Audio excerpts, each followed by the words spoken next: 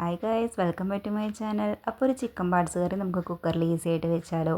അപ്പോൾ നമുക്ക് അതിന് വേണ്ടിയിട്ട് സവാളയും പച്ചമുളകും തക്കാളിയും വേപ്പിലയും ജിഞ്ചർ ഗാർലിക് പേസ്റ്റും വേണം കേട്ടോ.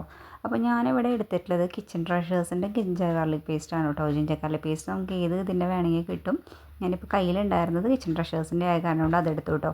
ഇപ്പോൾ ഇതില്ലാന്നുണ്ടെങ്കിൽ സാധാ ഇഞ്ചിയും വെളുത്തുള്ളി എടുത്ത് ചതച്ചെടുത്താൽ മതി കേട്ടോ. മിക്സിയിലോ അല്ലെങ്കിൽ അമ്മിക്കല്ലിലോ ഇട്ട് ചതച്ചെടുത്താൽ മതി കേട്ടോ. പിന്നെ നമുക്ക് 2 സവാള എടുത്തിട്ടുണ്ട്, തക്കാളി എടുത്തിട്ടുണ്ട്, 2 എണ്ണം വീതം ഞാൻ എടുത്തിട്ടുണ്ട് കേട്ടോ. പിന്നെ 3-4 പച്ചമുളകും വേപ്പില. അപ്പോൾ 1/2 കിലോനാണ് ഞാൻ എടുത്തിട്ടുള്ളത് കേട്ടോ ചിക്കൻ പാർട്സ്. അപ്പോൾ 1 കിലോന് ഉണ്ടായിരുന്നതിൽ 1/2 കിലോ ഞാൻ ഫ്രൈ ചെയ്യാനായിട്ട് മാറ്റി വെച്ചു. അപ്പോൾ ഞാൻ 1 കിലോ ഒരുമിച്ചാണ് മിക്സ് ചെയ്ത് വെച്ചിട്ടുണ്ടായിരുന്നത് കേട്ടോ.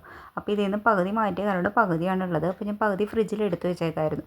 അപ്പോൾ ഫ്രിഡ്ജിൽ നിന്ന് തണവ് മാറാൻ എടുത്ത് വെച്ചുകൊണ്ടാണ് കേട്ടോ കുറച്ച് വെള്ളം അതിലുള്ളത്.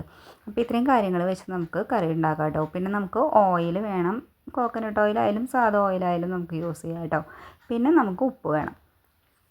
ഉപ്പ് നമ്മൾ ഇടുമ്പോൾ സൂക്ഷിക്കണം. ഓൾറെഡി പുരട്ടി വെച്ചിട്ടുള്ള കാരണം കൊണ്ട് കൂടാനായിട്ട് സാധ്യതയുണ്ട്. അപ്പോൾ അത് നോക്കിയിട്ട് വേണം കേട്ടോ ഇടാനായിട്ട്.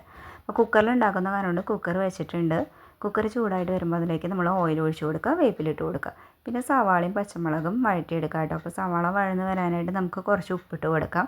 സവാളയും പച്ചമുളകും ഒന്ന് വഴന്ന് വരുന്ന സമയം കൊണ്ട് നമുക്ക് പൊടികൾ എടുത്ത് വയ്ക്കുക കേട്ടോ അതിനാവശ്യമായിട്ടുള്ളത്. അപ്പോൾ പൊടികൾ ഞാൻ എടുത്തിട്ടുള്ളത് 1.5 സ്പൂൺ മല്ലിപ്പൊടി എടുത്തിട്ടുണ്ട്, 1 സ്പൂൺ മുളക് പൊടി, അര സ്പൂണിൻ്റെ അടുത്തില്ല 1/4 സ്പൂൺ മഞ്ഞൾപ്പൊടി, 1/2 സ്പൂൺ ഗരം മസാലപ്പൊടി. ചിക്കൻ മസാല വേണമെങ്കിൽ നമുക്ക് 1/2 സ്പൂൺ കൂടി ചേർക്കാം കേട്ടോ. എൻ്റെ കയ്യിൽ കഴിഞ്ഞ കാരണോട് ഞാനത് ചേർത്തിട്ടില്ല. പിന്നെ തക്കാളി ഇട്ട് കൊടുത്തിട്ടുണ്ട് കേട്ടോ വഴന്ന് വരുന്നതിലേക്ക്.